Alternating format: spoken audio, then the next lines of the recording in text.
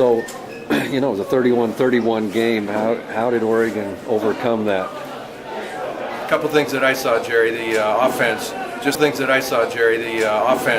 just kept hammering away. The Huskies had a heck of a time stopping the inside game, and eventually Dixon came. He was reading a couple plays and pitched the ball. One time he carried it for 32 yards. He was reading those plays, and that's what happens when you got a big guy like Stewart who runs the ball so effectively. The Huskies had to gang up. That opened up the outside run for the Ducks in the second half, fourth quarter primarily. And the Huskies, I think they just ran out of miracles from Jay Locker.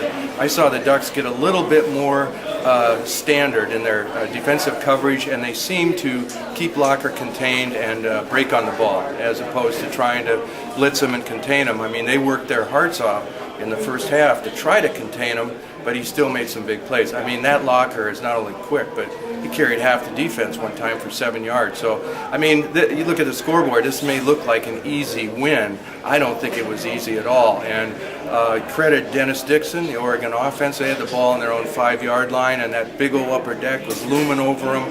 Things looked tough, and I'll tell you what, they sucked it up and played. This is a great win for the Ducks.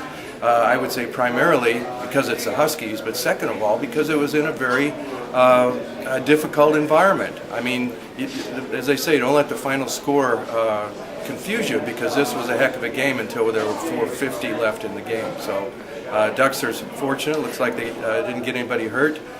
Some guys that needed to come in and play backup did very well, and Jason Williams made some big catches.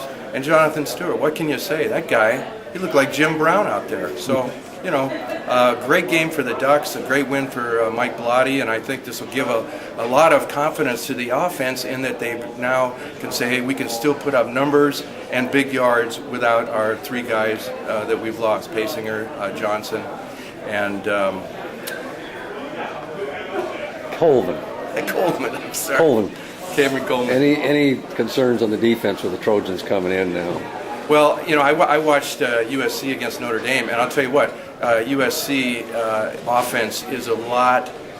You know where it is, okay? You know where it is. They're not going to trick you. You're going to have to stand up physically to the running game. But I think the Ducks are in great position to knock these guys off. They are vulnerable. They're not going to score a ton of points. And I don't even see a breakaway guy like Locker.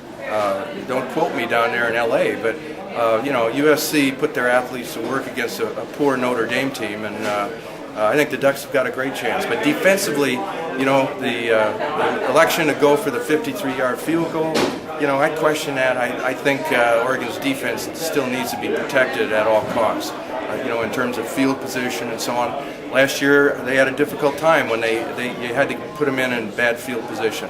I really thought that was a play that might have hurt them, but the offense, Dixon, took it off the hook. So he looks like kind of a Heisman guy to me.